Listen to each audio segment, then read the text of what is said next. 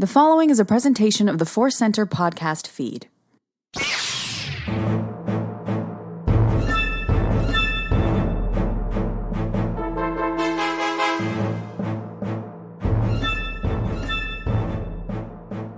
From the center of the galaxy, this is the Force Center podcast feed. I'm Ken Knapsack.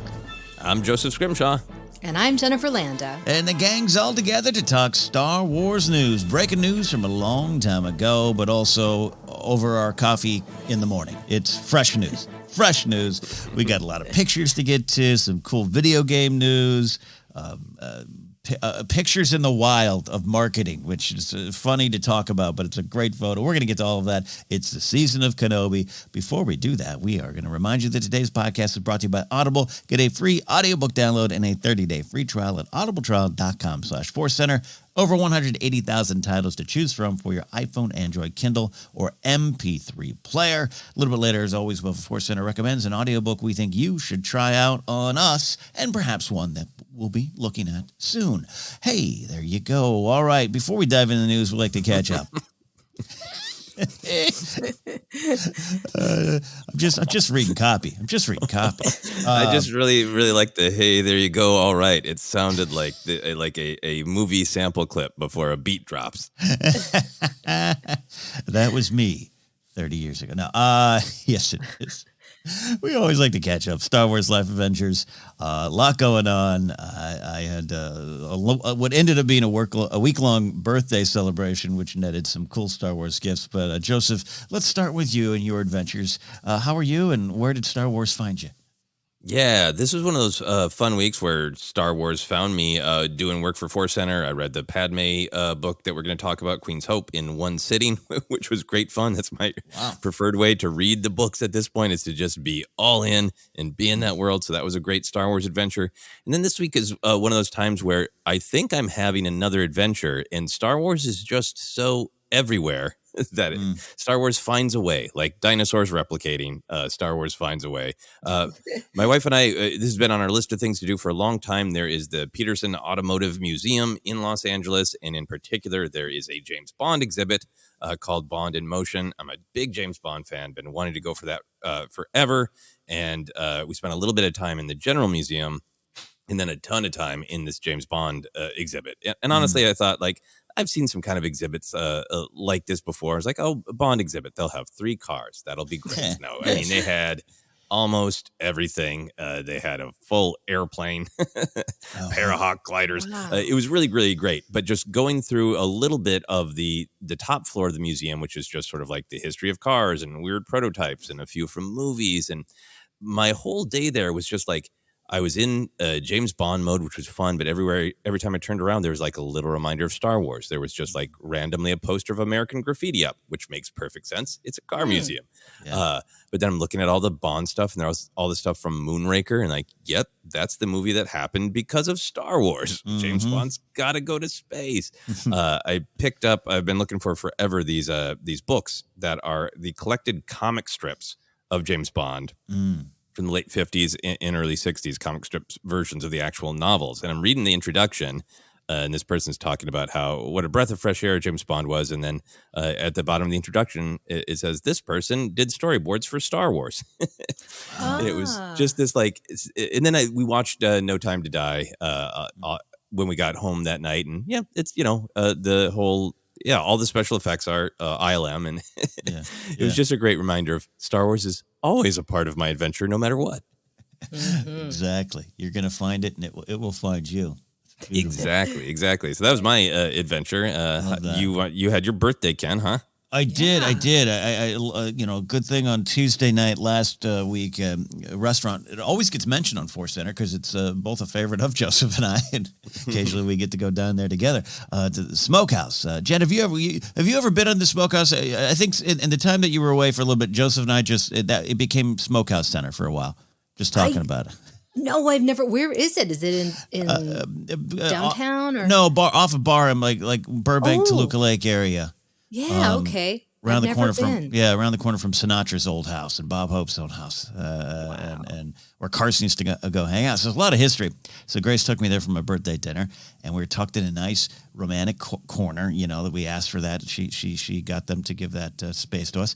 And I was complaining the whole time, because I had my glasses on, not my contacts, and I couldn't see far in the room. I was like, it's like the lighting, something's weird today. But I could see bright colors in a corner on someone. Someone had like a bright colored sweater. I was like, I can see that.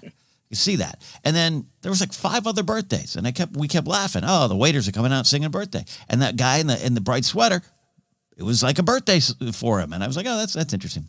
They get up. It's Ron Howard and Clint Howard. What? What? Clint Howard looked like the Big Lebowski. Hair, beard. That was his multicolored, like knitted sweater. It was great. His birthday is the day after mine. But we were tucked in the corner. And look, all 3 of us have been out in L.A. a while. We've been in entertainment. We know celebrities. Sometimes our friends are celebrities. Hell, sometimes we go to conventions and are treated like D-level celebrities. Celebrity doesn't do too much for me, right? I got so excited. Grace could see my eyes before she could see them. And I was trying to get out of the table because I wanted to go run up to him and say how much I love Solo. But I just couldn't do it. Just couldn't get there in time. And they went on with their lives. Wow. So that was a first part of my birthday. So I don't know. I don't know. Would you have helped me, Joseph? Would you have charged the Howards? I might have veered toward the Howards. I might have gotten up and charged. Yes. Yeah. I think because for me, the whole celebrity thing is also about like, what is the vibe of the celebrities, right? And Ron Howard's vibe certainly is that he wouldn't mind somebody walking past him and going, "Sir, I really love Solo." And like, that's it, Yeah. Right. I would never ask for like, hey, I see you're you're still finishing your steak Sinatra pasta, but I would like a photo. Like, I'd never do that. Yeah. But I love this story, Ken, because it's so it's so great. It's such a birthday treat, but it's also like, this is the kind of celebrity sighting that I like to have in Los Angeles, because it's that the intermeshing of like the famous and the down to earth of like, if the Howards had never been involved in film, that might have still just been their neighborhood restaurant, And I love it when those things come together of like, that's the person who's done many things, but to us directed Solo, but it's also just a family having a meal.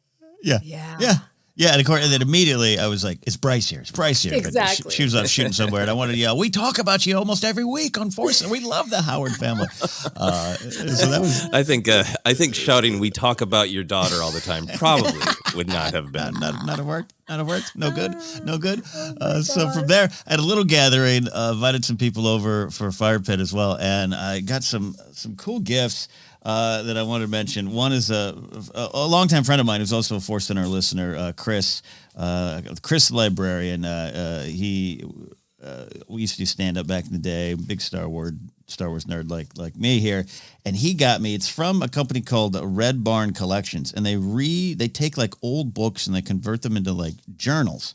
And the book that this one is the storybook of Return of the Jedi. The one that we probably all had or have, and you look at the pictures, you're like, oh yeah, that's the picture. Like Luke facing off with the Nikto guard, or the biker scout just flying off as an explosion's happening underneath his speeder bike there.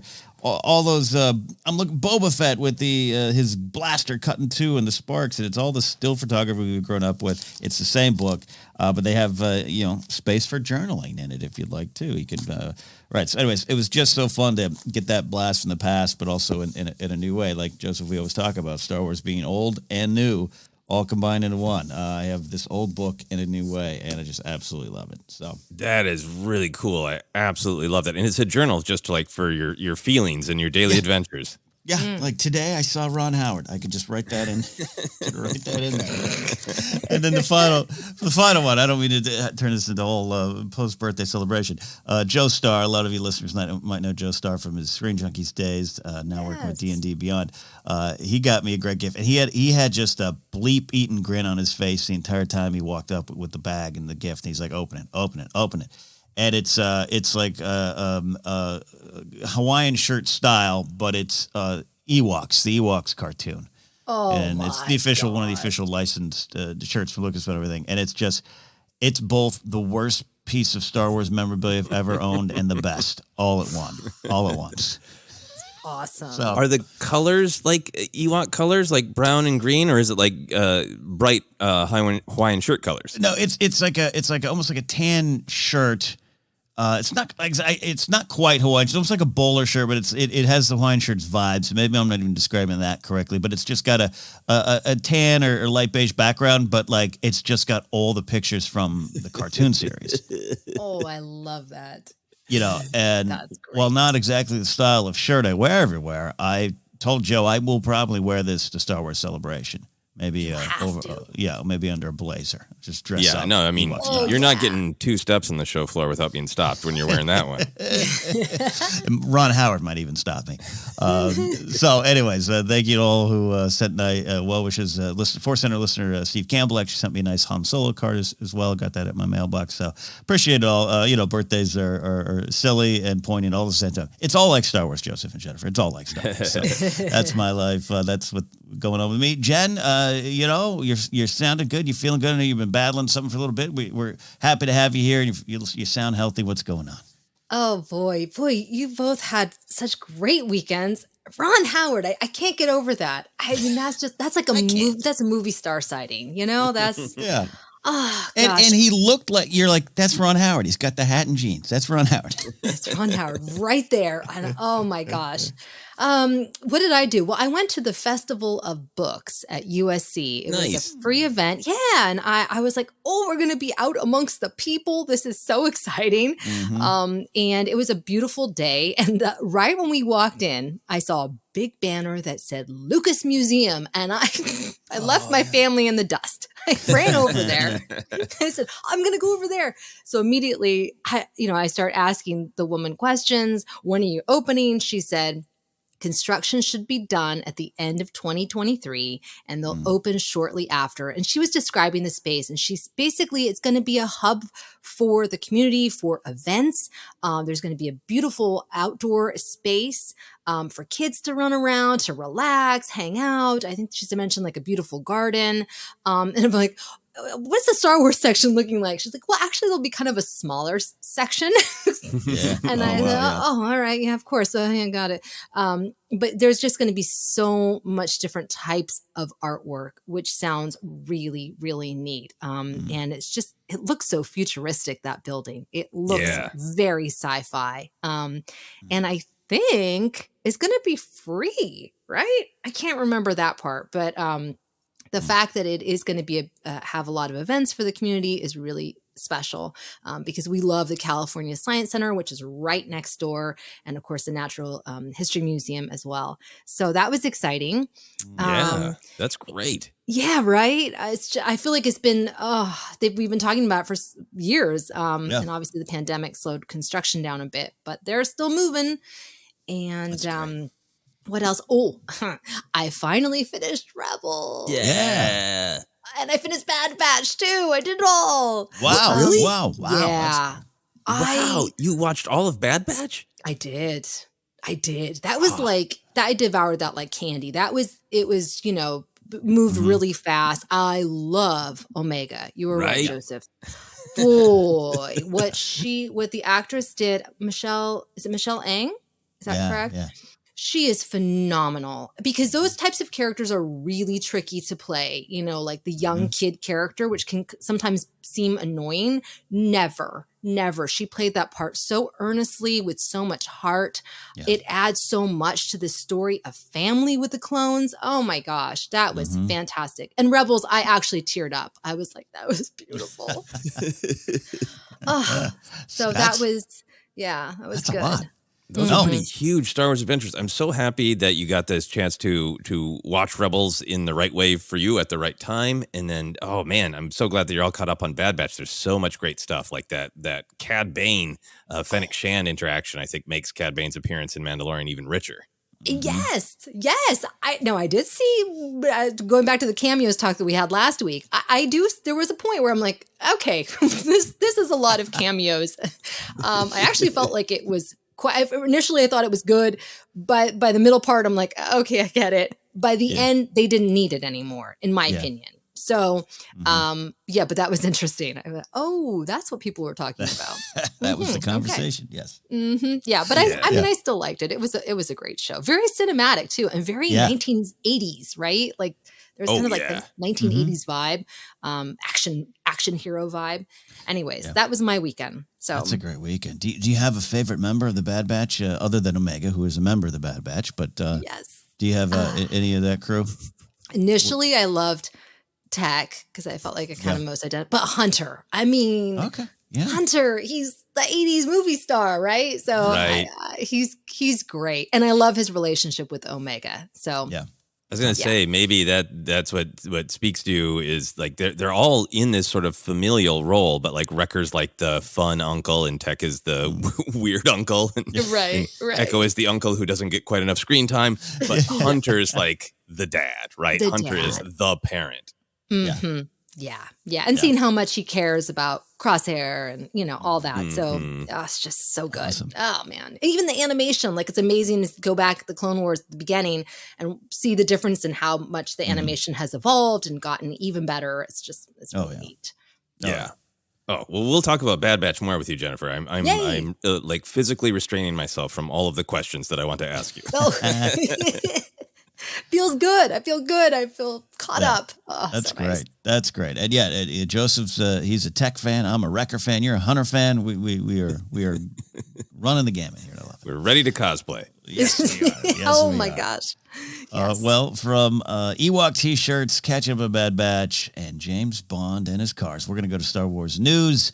A lot of news, actually. A little bit of an explosion of news. And actually, that's something we'll address up top. We kind of think this is only the beginning of a week of Kenobi or a month of Kenobi as we lead up to the show and Star Wars Celebration. So as we are ready to record, we got those new photos from Total Film that were dropped, part of a larger article coming out on April 28th. So we are going to talk about that here. There's also that story of Andor. How many seasons is Andor going to be, or was it supposed to be? There's that out there. May 4th, we'll bring a Disney gallery on the Book of Boba Fett. We'll cover that, so we'll talk about it more there.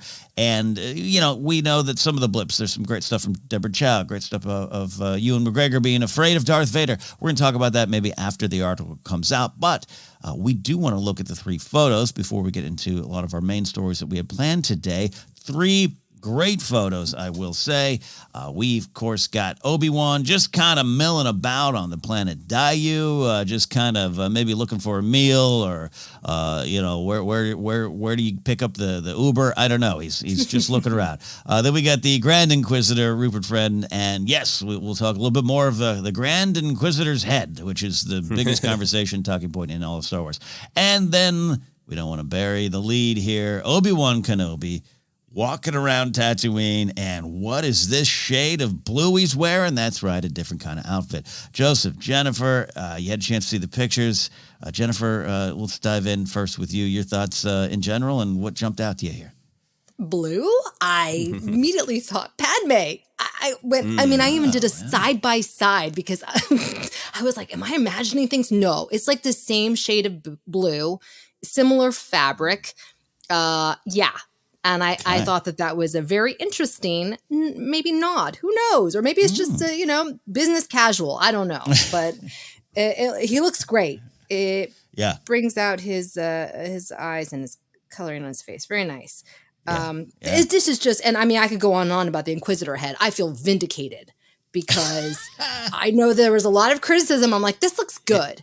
This looks right for the head, for the shape of the actor's head. I love it. Yeah.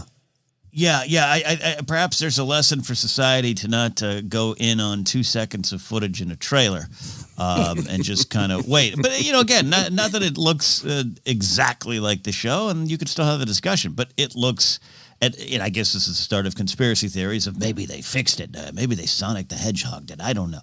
Who cares? They gave him different teeth. Just like Sonic the Hedgehog. Oh, that's right. Quite frankly, who cares? I think it looks good right now, right? Right, Jen? I'm glad you have a little vindication. Yeah, it looks great. His whole face looks really great. The sharpness on his cheekbones. Oh, just I can't wait to see it in action. Because I am one that will analyze it based off of 2 seconds. I'm guilty as charged. I like to judge a moving head myself. Yeah, no. Let me clarify there. Like, of course, because that's what we do. We freeze frame and go, here's what the themes are. I mean, yeah, absolutely. But it's like, and then the war starts. It's right. just like, maybe we wait till we see 3 seconds. Right, exactly.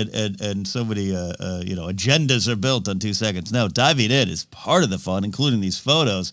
Joseph, I always think of you with Kenobi news, but particularly right now. Come on, you're living in your golden age here, right? Yeah, this is pretty amazing. I will try to keep my thoughts compact. I love the angle on the Inquisitor. That's great. I also love seeing either a little bit of a Force choky hand or a villain monologuing hand going there. I didn't notice it at first. He's got the great Inquisitor blade with the spinny, but that handout is great. That's a great photo. I love the one of Kenobi on Dio. I love the way you summarized it, Ken. It really is. That looks like a lost soul, right? Of like trying to blend in, but looking for something. It looks like I look, when I'm at a large mall and I forgot where I parked. Totally. But with more emotion and seeing even more of the planet and the way they described it in that. What a great place to kind of try to disappear. It very much evokes lots of things we know of Star Wars with Coruscant, but a different vibe of urban district. Looks great. Yeah. But of course, the big news of the day is Kenobi in blue. Come on. This is one of those images that I see, and I know many other people reacted this way on social media as well, but like, where is the action figure? Give it to me now. I think it's really great to see him in the different kind of gear that looks very much like early days on Tatooine. There's something I've been thinking about that other trailer shot where he's kind of on that, whatever that sad Tatooine metro transportation is with a bunch of other people. If like, at this point, does Kenobi have a day job? Is he going out? He's going to work. Yes. Is he getting picked up to go to who knows, work in the moisture packaging, the water packaging plant in Tatooine or whatever. So is this his kind of like day to day? I'm just pretending to be somebody with the day job. But it's so Star Wars. I hadn't thought of the Padme thing at all, but like even like the energy and the angle of the shawl. It has some Padme vibes to it, and the blue is great because it evokes heroes of the light. The lightsaber is not ignited, but the spirit of the lightsaber is right there on him. And then I think the big thing for me, blue has always been my favorite color. I have many. I don't wear as much blue anymore because I wear mostly black, but I wear many shirts that exact color, and in particular I have this very weird relationship of it is when I worked at Kinko's in the late 90s, early 2000s when the prequels were coming out, that was the exact color of my Kinko's shirt. Feels like I am watching Obi-Wan Kenobi come to work with me at Kinko's full circle from when I was wearing that shirt when I first fell in love with Ewan McGregor, Obi-Wan Kenobi. Oh, that's perfect. No, well said, and all of it. A great breakdown. And yeah, I love it. I love just in terms of variety and him and this point in his life going to look a little different. And what does that mean about the robes later? I'm sure we're going to see the classic Kenobi robes at some point, but I like this is just functional. That belt makes me look like he's about to return the ring to Mordor. I mean, it's very different style. Love it. Then the great hair debate, not debate. I was talking with Alda Diaz this morning via text because he put a tweet out about the mullet. And I've always secretly debated that the 2002 Kenobi was an actual mullet, as someone used to have a mullet. It is because society accepts it as so. But to have that classic hair, I think is making a lot of people happy. No desert buzz cuts, nothing. Just some Kenobi Attack the Clones hair. That's got to make you happy too, huh, Joseph? Oh, yeah. No, I mean, this is so far the 20th anniversary of Attack of the Clones is shaping up great. And I love that even Kenobi's hair is celebrating the anniversary. Yeah. And because I just think his sides are wetted down. They're not short. That's why I don't think it's a mullet here. That's why. I had a mullet, kids. This is not, he didn't ask short on the sides. He just wetted it down. Anyways, that's debating a still photo. Worse than 2 seconds of footage. No. So this is exciting. I mean, this is exciting. We keep talking about it. We're very excited for the Book of Boba Fett, but, we're kind of like, we don't know what to expect from the show. This one, the expectations are through the roof. That's going to be the challenge for all of us to manage our expectations. But at this point, this is what I love about this stuff. We don't need to manage anything. We can celebrate what we're seeing, and there's so much stuff more to come, Yeah, absolutely. Nothing's going to ruin that blue shirt. Nothing is.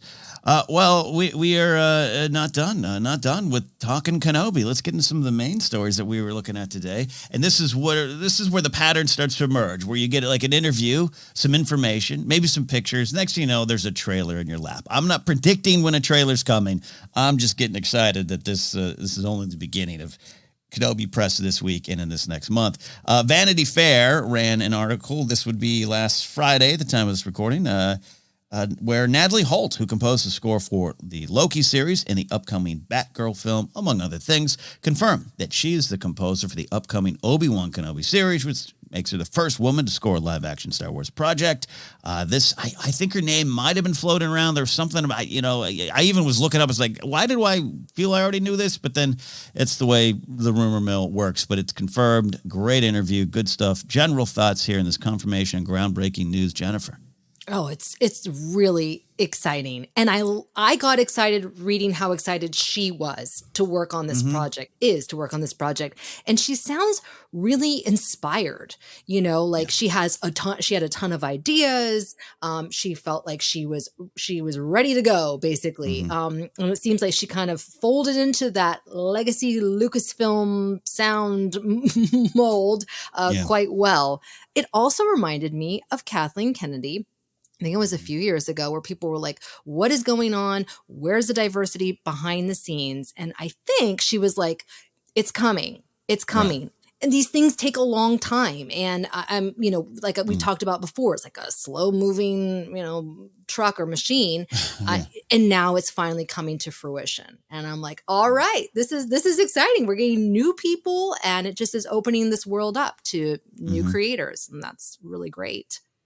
Love that. Love to hear that. Yeah, no, I'm excited. Everything. Yeah, you're right. The excitement she had, it's real. It's sincere. It jumps off the page or off the digital page on my screen. It just feels really good. And I am not super familiar with the Loki series, other than I know there's an alligator in it. Joseph, I know you took it in. Thoughts on that, the music, the connection, anything, and just this awesome news. Yeah, I'm thrilled by this news. Like many humans, I love music, but I'm not an expert. And sometimes I'll be like, I couldn't tell you who did the music for Falcon and Winter Soldier. Because it's something I love, but I'm not an expert on, and I don't always follow it super closely. The music in Loki literally made me, like, halfway through the first episode go, like, I'm pausing the credits and I'm memorizing the name of who wrote this. Because of the music. It was a truly different experience for me, because the Loki music is it's just different. It fits into the MCU, but it is sad and fun and weird and otherworldly. It's just kind of this really big swing that works perfectly for that show and supports the themes of that show, and is one of those things that, when we're watching lots of different kinds of entertainment, I almost feel like we need a little bit more help to be like, shut the entire world out and come into this weird world that is different. That's the point of why we watch things, but the world's so noisy, it's so hard to disappear into a world. And her music so successfully made me feel like I am in this whole different reality that is Loki's world. So huge fan of her as a composer because of Loki. And then, really agreeing with Jen about the slow turn, the slow progress, but really feeling for me the rewards of that. It wasn't that long ago that we had discussions about many people like Obi-Wan. Many people love Ewan McGregor, but there was also another legacy character that's a white man. And yep, that's the truth. But I'm so thrilled to see Deborah Chow, Natalie Holt, Moses Ingram having what is clearly going to be a more full character. And all of these creators behind the scenes, and Moses Ingram, in the show, being centered and featured. And that's a kind of a great progress to me. Yeah. I mean, progress. You're right, Jen. It could be as slow as an iceberg, just kind of bopping along, right? We're trying to push it forward. More glacier than an iceberg, too. I guess you could say that. But it's here. And it's here to be celebrated, and it's here to be noticed. And you absolutely notice it. This is barrier breaking, and this is. Important to the young folks out there who are 5, 6, and now get to see a wide variety of talent involved with these things. That means a lot. Agreed. So Holt also confirmed that something we already knew, but just confirmed as well that John Williams wrote a theme for Kenobi. Asked Kathleen Kennedy if he could write a theme for Benny, as the quote that's going around there.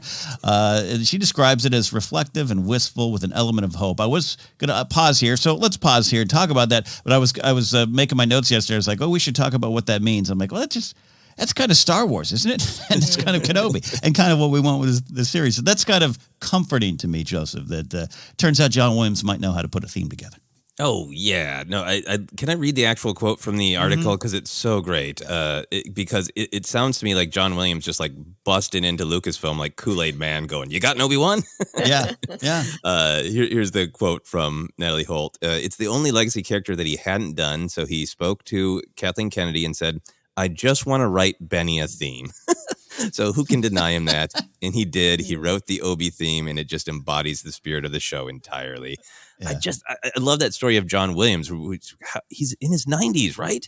Oh my gosh. And he's just like, look, I feel so attached to these characters. Like, I'm not going to let one of the originals slip away from me without doing a theme for him. And then to your direct question, Ken. Yeah, I mean, I think wistful, but with hope, that is the heart of a ton of Star Wars. That's the heart of probably the most famous Star Wars cue of the binary sunsets, right?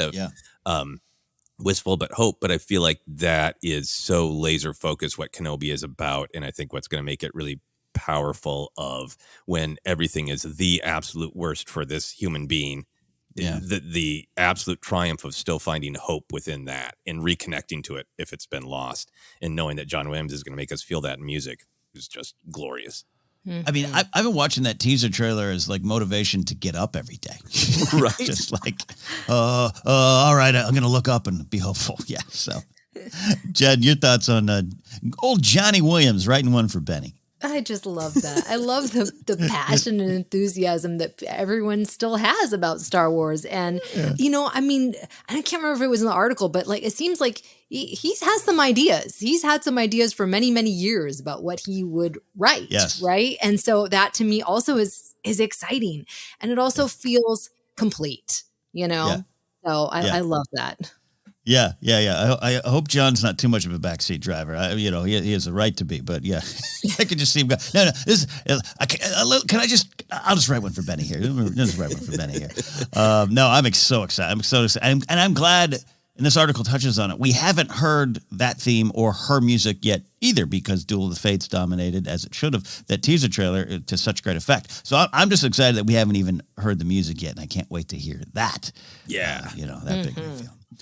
Speaking of that music, Natalie said she brought her own voice, literally singing in it, style, and violin to her work. Worked with a lot of great people on this, of course. But she said that the Kenobi music has more roots in Star Wars tradition than the Mandalorian score. And thoughts on that? Because I think we all would agree. We love the stuff that's been going on with Mandalorian, even Book of Boba Fett.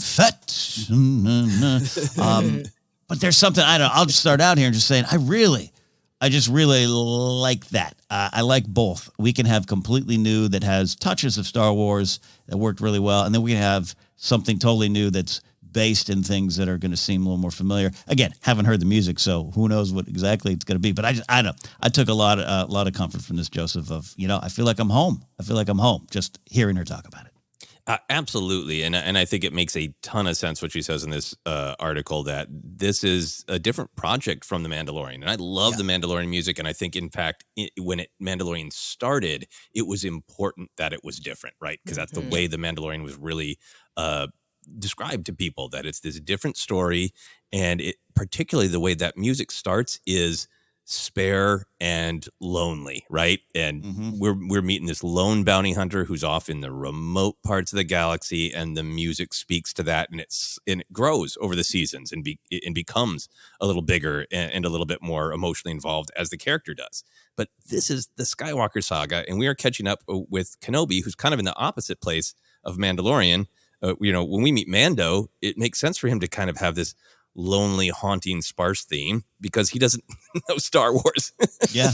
He doesn't know much outside of his cult, his Mandalorian tradition, his very specific Mandalorian tradition. And here instead is Kenobi, who like knows everything about Star Wars and trying to sit on it and hide it. So I want the music to be like, you know what? When he's sitting alone in the cave, the entire score for all 9 Skywalker saga films is playing in his soul, right? Yeah. And he's trying not to let everybody hear it.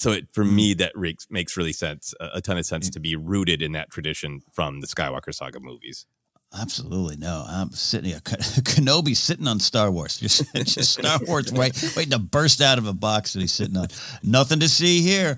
I love this. Jed, your thoughts on this style going in, this potential style, I should say. Yeah, I think that it definitely, the quote might give some fans some comfort because I know that there was, a little bit of, I'm not so sure about the Mandalorian score or the Book of Boba Fett. I really loved both, but I think, it's just smart. It has to fit in. I mean, they've been talking about how, and Ewan has talked about bridging this, making this so it fits and it's consistent with the Obi-Wan that we see in A New Hope. How do we bridge that gap? How do we also bridge the gap from Revenge of the Sith to this show? So it can't go too far off the rails. It has to fit within this timeline, and by doing that with the music. But of course, there can be little touches, and I'm sure we'll get some other. Oh, she even mentioned there are like some Latin influences on one of the planets, and immediately I went, what? Okay, so that's exciting. We'll have moments like that maybe when he's journeying off world. Beyond Tatooine, we'll hear some other influences, but yeah, so it makes sense. I mean, she knows what she's doing. She's like, okay, and she got to record with some of John Williams's musicians, right? Right. So that's all consistent. Joseph, go ahead, sir. Oh, I was just gonna say, I love that she specified, like, there's absolutely some new stuff. Like when you're scoring a new planet, it has to have a specific mood and influence, and you're introducing something new. So I also feel like it's not going to be like, yep, I have simply written rearrangements of the Imperial March, right? There's going to be a lot new in this as well. Right. Yeah, no, and then she talked about that the hunting horn, the Inquisitors. Yeah, a lot of new stuff, and that's what I love about it too. It's like you hear this, it's rooted in the traditions. That could be a note, really. And yeah, you're right. You look at Solo. I think John Powell did a great job at taking familiar styles and those traditional roots and doing his own thing. I think Rogue One, similar vibes there as well. That one grew on me over time, and that's what happens with these things. Not to dwell too much on it. I'm just excited to see, because I bet it's going to be like, whoa, that's completely different. But this is Star Wars, which is not different than from Mandalorian or Boba Fett. But I think it's weird. And the final thing too, I talk about, I love Mandalorian, Boba Fett overall, and the style of the show and how it was presented. It's so Favreau, it's so slice of life. We talk about that a lot here, but I kind of want a different vibe for Kenobi anyways as a show, and that includes the music. So this excites me even more. I can't believe I'm more excited for the show, but here I am. Any other thoughts on this? Anything I left on the table you want to bring up here from this wonderful article in news, Jennifer? She did say that Ewan is delivering the performance of his career. I thought, ooh, that is, okay. Hey, maybe he'll be nominated for an Oscar. If he's not, I'm sure it's going to be fantastic. And that got me even more excited for this show. I can't wait to see. Yeah, award season. Yeah, that would be great. I think the other thing for me, Ken, you mentioned it briefly, but when Natalie Holt was asked about if she is, actually playing, she says, I'm singing and I'm playing viola and I'm playing some violin in there too. The singing really jumped out at me, right? With the history of choral voices in Star Wars, starting in, Return of the Jedi with the battle between Luke and Vader. And then, of course, that song we all talk about a little bit, Duel of the Fates. Just her saying I'm singing makes me feel like, is there going to be, this chapter of the story's version of Duel of the Fates for the battle? Yeah. Ooh, yeah. I hope so. boy, Check yeah. yes on box for singing in Star Wars. And then she made in talking about the influences here, Jen, you brought it up, and that was a great point. And she also cited the Cantina music, Right. a little Calypso influence, and that made me think of, well, we got to. I mean, are we going to see Figure and Dan playing? We already saw them in Boba Fett. We could get some more Cantina music of any kind here. Maybe she's singing in that one too. I don't know. Ooh, yeah. Oh, nightclub acts. Give me nightclub acts. Yes. Yeah. So we'll keep you updated on any more information that comes out on behind the scenes confirmations, but that was a pretty big one. We're excited to have Natalie Holt here in the Star Wars universe. This one, I mean, I don't know how to describe it. I don't even know if I normally report on this. It just got me so excited, and it went around, and I want to get your takes on it here too. So not just me in my room alone doing the Leo DiCaprio pointing at a screen here. This Kenobi merchandising art revealed. I mean, who knows what to trust anymore these days, but it went around the internet like wildfire last week of the Obi-Wan Kenobi promotional art, like an end cap in a store. It appeared in the wild, made the rounds. Again, no confirmation, nothing official. I wouldn't expect Lucasfilm to be like, yes, we can confirm. That is artwork that's not supposed to be up yet. It might have been a product of our collective imaginations for all I know. But man, I really enjoyed this. This art features the grim and determined face of Kenobi on the left, and what I'm calling Vader's reflectful, mournful, almost depressed gaze on the right. Like he's just kind of looking off like, oh, what did I do? But in the middle, they're lightsaber fighting. I don't know if this is a shot from the show. I don't know if it's concept art. Again, I might be dreaming it. I just really got excited seeing that. And, I normally I'd be like, ooh, I don't want to spoil anything for myself. I just want to see it in the show. I geeked out at it. It looked a little like Power of the Force 2 to me. A lot of Revenge of the Sith things there as well. So anyways, thoughts on the design, legitimacy of this story, and potential first peek at this fight. Jennifer, what do you think here? I did not know that this was not like official, and it was just spotted in a store, because when I saw the image, it was cropped. So it was just the image and not on the aisle or whatever. So I was like, oh, wow, this is incredible. And, they're mirroring the Revenge of the Sith poster with Anakin and Obi-Wan dueling there. Yeah. And then I even saw some speculation, like there's kind of a smoky ring around them fighting. And somebody's like, is that the world between worlds? Like there was so much going on online that it wasn't until when you shared the story I went, oh, that was just spotted in a store. Okay, right. Well, that gives it a little bit more context. It's packaging artwork, so it's a little bit different. Regardless, I'm like, they are not messing around. Lucasfilm is putting it front and center. This Darth Vader is crucial to this show, even though he only have like a few scenes. His shadow is going to loom large over this entire series. And that's what I'm getting from this artwork. Love that. Joseph, your thought on a supervisor on the weekend accidentally putting the art up too early? An absolute emotional roller coaster. I want it to be real, but I do have to question the legitimacy. It is the kind of thing that can be photoshopped, and it is so accurate to that airbrushed end of aisle or even above the toys. It absolutely looks like the exact kind of artwork you see above merchandise in Target, Walgreens, Toys R Us, rest in peace. But it totally looks end cap aisle. So I want it to be real so bad. And then for the actual image, I totally agree with you. There's just something about that angle of Vader in the profile we don't see. It's got the little bit more of the reddish lenses from the A New Hope era, which adds more emotion. And he totally looks like he's in Arrested Development. he's like, I've made a terrible mistake. Hoopa, hoopa. Like totally depressed vibe. I love that. Obi-Wan looks intent, and then in the middle is cool. Yeah, a totally different kind of look of a duel. Reminiscent of some of the fighting styles that we see in Revenge of the Sith, with the sort of raised blades, waiting to see where your opponent is going to strike first.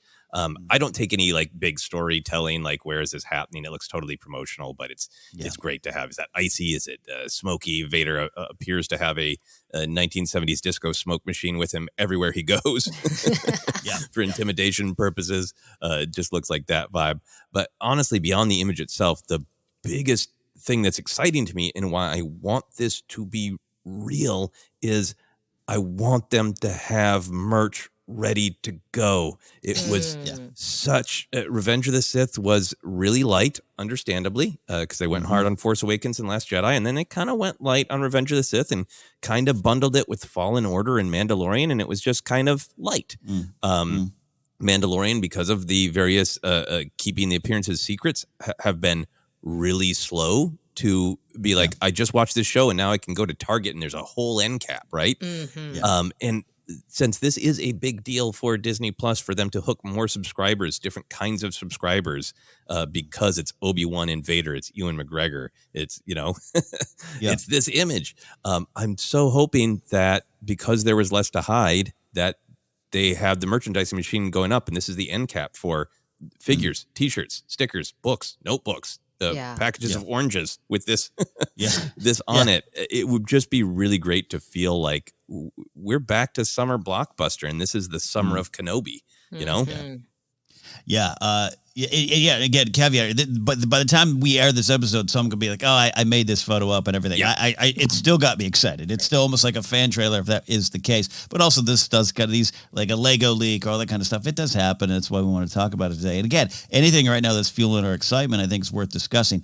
And it's funny. And you said Revenge of the Sith, Joseph. I know you meant Rise of Skywalker, which just means you're so excited to get back to the debut. Because I was like, no, they went pretty hard in on Revenge of the Sith figures. I remember that.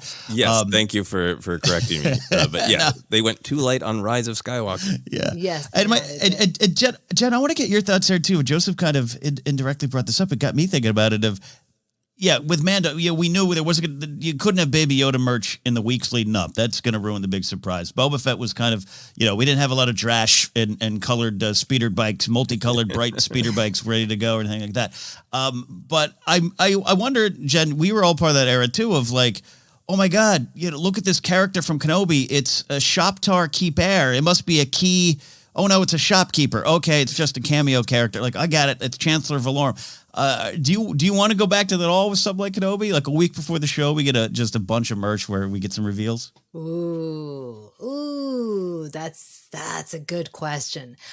I'm all for merch appearing early or timely. I mean, that was the thing with the Mandalorian with Grogu, obviously for good reason. They had to keep that under wraps, but we waited a long time. There is something special about being able to buy the things before it comes out, merchandise, or simultaneously. It's silly, but it does feel like it's a part of the Star Wars experience. I mean, I'm thinking of the Galactic Pals shorts that I saw, and I watched them with my kids. And they're like, where are the toys? I'm like, at Target, I will find them. It's like there's something kind of just, and it was fun. It was fun to like look for the toys, and the fact that they were sold out, it was like, yay, that's exciting that people want this. And I don't know, there is just something kind of magical about being able to go to the toy aisle or there's these stands in Target with shirts and backpacks and water bottles. I love it, and I want it now. I'm like Veruca Salt. I want it. Yeah, no, and I get times to change, and we can make our Constable Zuvio jokes and all that kind of stuff. Right. When you said that, Joseph, I was like, gosh, I would love to just have like a Reva character, a Reva figure in my hands, not really fully knowing what she's going to do in the show. That's another era, another kind of excitement. Yeah, and I think that's just, this image evokes it. We haven't had it since The Last Jedi, because even the Solo merch was just sort of the generic, what they devised for Last Jedi with now yellow instead of red. We haven't had for a long time. I love the vintage line and I love Black Series, but they kind of have their own branding, and then sort of Mandalorian gets tucked into that, and Rise of Skywalker got tucked into that. And this just brings me back to, what if there was a line of 6 Obi-Wan Kenobi action figures with Obi-Wan Kenobi images like this on the card? It'd be so great. But for now, we have this maybe fake, but hopefully real picture that just got us talking, which is part of the fun of this season we're in. That's why we're here. We are going to take a break. On the other side, some big gaming news. So we're going to get to some video game news. Before we do that, we're going to have a recommendation, an audiobook we think you should try out on us. And Joseph, what do we have today? We have Queen's Hope by E.K. Johnston. We're going to be talking about it later this week. So if you want to get caught up, give it a listen. Download that or any other audiobook you want by going to audibletrial.com/forcecenter. Again, that's audibletrial.com/forcecenter for your free audiobook. All right, quick break. On the other side, more Star Wars news, a look back to Star Wars past here on Force Center.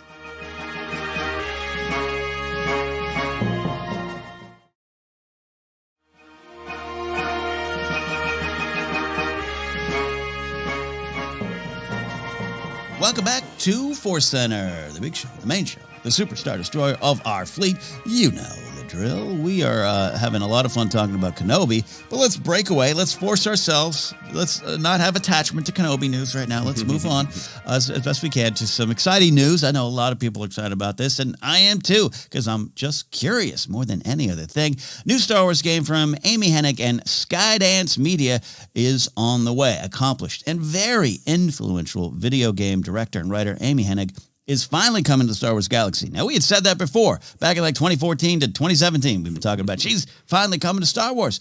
As she and Skydance New Media, the division she heads up within Skydance Media, will be developing a new narrative-driven action-adventure game with Lucasfilm Games. Now, this, as I mentioned, comes years after the Star Wars game she was developing with EA was put on mothballs by EA when they shut down Visceral Games in 2017, and many angry fists were raised into the air when this news happened. This game, or a game like it, has been high on Star Wars video game fans' wish lists, but we don't know much yet about this game. And, you know, games, this could come out 10 years from now, the way games are developed. Hennig, of course, is most known for Uncharted, Jak and Daxter, Legacy of Kain. So, friends, thoughts on this new show, this new game, and what this game might mean for Star Wars fans, and what those games, Uncharted, Jak and Daxter, and Legacy of Kain, might mean for this game. Joseph, have you been counting down to this game being developed? I've been excited about it, and I remember talking about it on the podcast, and then being sort of mystified as it kept it going away. So I'm really happy if it is something like she had been developing before, which I think had the code name Ragtag I was looking up. So that the game focused on a band of scoundrels as they attempt a massive heist in the aftermath of the first Death Star's destruction just after Star Wars A New Hope. In that at that time was a little bit more linear, a little less open world, and a little bit more like, here are your missions in some fun environments. And I really like expansive video games where you can kind of wander everywhere and do whatever you want. But I also just really like that hook of like, I am this character or this set of characters, and I got a mission and I'm trying to complete it, and really having that drive. So I'd be really, really excited about that. And then my other thought is, I haven't played Uncharted, but I know how incredibly popular it is, and how just respected and revered Amy Hennig is. So I'm looking forward to that. The only thing for me, reading up on what Ragtag had been, if it's continuing that, I would love it if it is a band of scoundrels on a strict linear mission with objectives, but maybe in a different era. It's not that I don't love that era, but we've spent a lot of time in it. And just the thought of like, what if it was scoundrels, but it's during the First Order War? Makes it even just a little bit more intriguing to me, because I want to have that great scoundrel experience, but maybe in a different time. I actually really agree with you on that. And you know, you all know me. I would be happy living in that original trilogy era for a long time with a lot of different stories, but there's just something even more exciting about filling in that time period between episode 6 and 7 or beyond.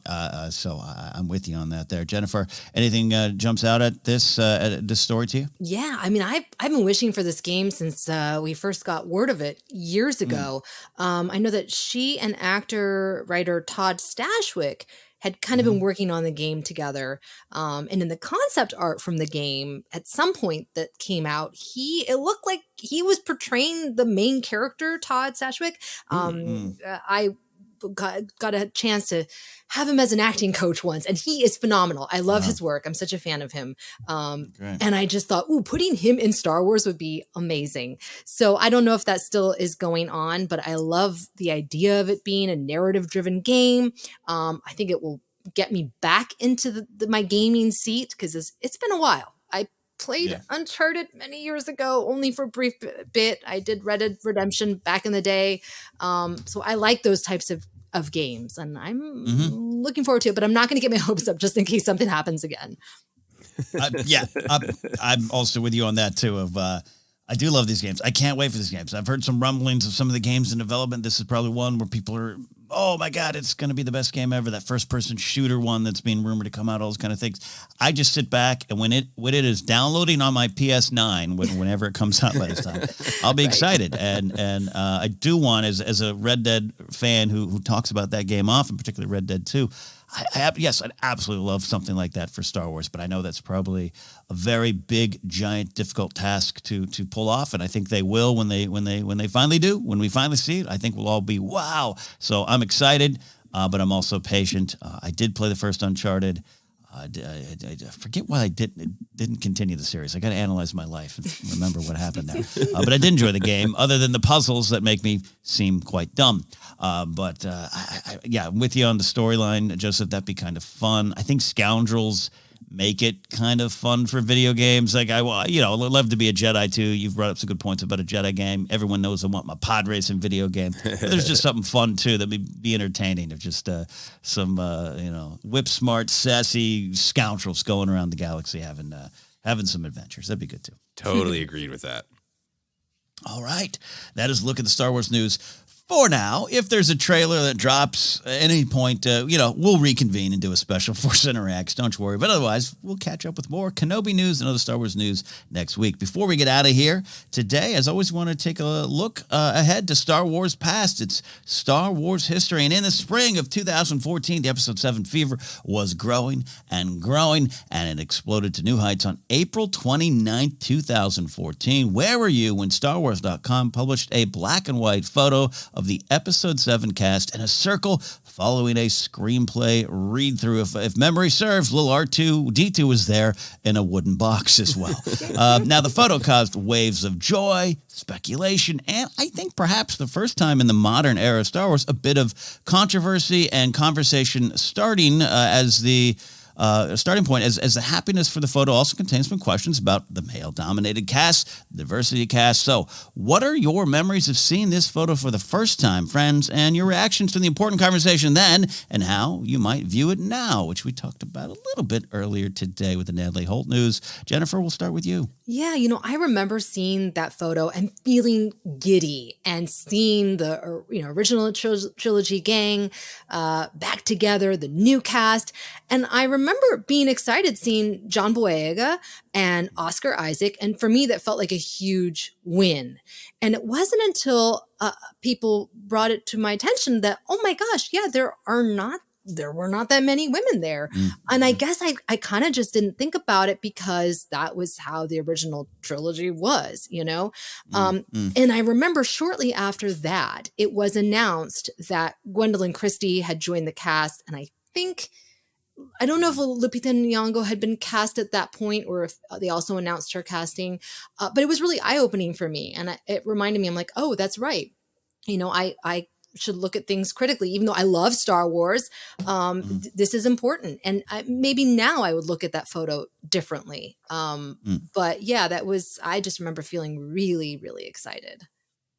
Yeah, and you can live in both worlds. You can be super excited but also understanding what this might mean or what the conversations to come up around it. Yeah, that's part of my memory of it too, was being very excited and being on some earlier podcasts and other things I've done and being very excited. And then you go, well, let's wait. I understand what you're all saying, but let's just wait and see. Let's wait and see. And I don't know if I'd have that thought anymore of just like, no, it's hard not to see what other people are seeing now. And I think that I trace that back to this photo, Joseph. I don't know where you come down on that, but this was one of the first times I was like, oh yeah, you have to maybe pull out and see the bigger picture of what's on display here, Yeah, absolutely. It was a similar emotional roller coaster for me that Jennifer described. Of first my own thrill and thoughts and reactions, and then hearing the criticisms. And for me, that was one of the moments where I was very happy to have something like social media where you can hear other voices. And, a good listen and learn experience for me of like, I had got used to seeing these kinds of images because they're the kind that I grew up with of it's Star Wars and the only woman's Leia and sometimes Mon Mothma, Right. And kind of filing away like, yeah, that's not great, but that's the world. Right. And then being in this time where people kind of standing up and going, that shouldn't be the world and you can be a part of that, Yeah. And I remember thinking like, well, this is great.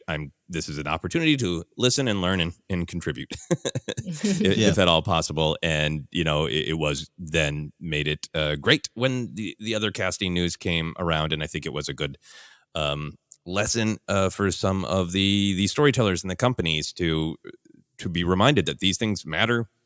They affect real people, people who want to be excited about this and are stopped from being excited because of these other incredibly important reactions. Mm-hmm. Yeah, and I'm not here to I want to talk about our joy about the photo too. It was very present. But yeah, this photo is big for me personally because it really taught me how to discuss these things and how to discuss some of these issues and how to kind of remove maybe gut reactions, ego, status quo from it, and while still maintaining a love of Star Wars and wanting to dive on in there. It was a lesson for me of so I can't not remember that when I see this photo. It's vibrant. I remember the feeling of being off air going, but what I didn't even notice that. Oh, okay. I guess that's a point. I guess they got a point. It's like a big learning lesson for me personally. That's why I do love the legacy of this photo there. But it also contains a ton of joy, a ton of memories of joy because holy moly, like this was crazy. This was crazy, Jen. Actually, see this? We're getting this movie. It's real. The cast is there. Oh my gosh, seeing Carrie Fisher and Daisy Ridley kind of having a side conversation, and it's just and J.J. Abrams, like the whole thing was just so. And I always love behind the scenes photos and videos and being a fly on the wall of writers' rooms and, read throughs. And it was like, even now when I looked at that photo, I still get chills. It makes me so happy. Yeah. Me too. I think it was one of the, wow, it is real, right? The announcements had come, but to see it and like those human beings all in the same room and with the new cast, the next generation that, I didn't, have a particular emotional, relationship to these actors now, but it's funny to see them now. And you're like, yeah, that's Kylo Ren. Kilo Ren is Mark Hamill says when you watch the video about this read through. But at the time, the power of seeing Harrison Ford and Carrie Fisher and Daisy Ridley chatting, Harrison Ford and J.J. Abrams chatting, and knowing kind of the baggage of Harrison Ford being, grumpy Harrison Ford with the earring, right? And they're in conversation. And I remember one of my first thoughts is like, is Harrison already telling JJ what he wants him to do different? Like in this image, and then for me being such a Luke fan is huge, seeing, Mark Hamill, Luke Skywalker, he's going to be there again. Yeah. And looking back, one of my main reactions is this image is part of the magic trick of making us think that Luke was going to have this big appearance in the third act, right? Oh, yeah. That they're kind of holding him back, but it's like, well, of course he's in it. I mean, not only is his name like, right there on poster, everything, but he was in. What did he read? I'm like, the stage directions, nice trick. The screen directions, nice trick. Everybody, nice trick. Yeah, right. Yeah, part of that mystery box, which I don't think I don't put that at the feet of JJ, even though that's often attributed to him. I don't think the speculation started before, and it really poured out of this photo. You're absolutely right, Joseph, and JJ had nothing to do with that. That was just us seeing Luke there. Yep, that's right. All right. Well, there you go. April 29, 2014, just like yesterday. Just like, oh my God, wow. Time. Crazy. And I just remember seeing this photo and being like, that's like another photo of that Daisy Ridley person, not just that one headshot that went around for the first time. Exciting stuff. The speculation began. Episode 7 fever was growing and growing. That is a look back at some Star Wars history. Now we are going to wrap up the show and tell you where you can find us all. We are on Twitter at Force Center Pod. You can find us on Instagram and YouTube as well. Facebook page is Force Center Podcast. Podcasts available in a lot of different spots like Acast, Apple Podcasts, and Google Podcasts. Just search, you'll find us. Merch is available at tpublic.com/user/Force Center. You can get our Speculate Responsibly t-shirt. t-shirt. And you can support us directly at patreon.com/forcecenter. That can get you into our Discord, where you can have daily conversations with Star Wars friends.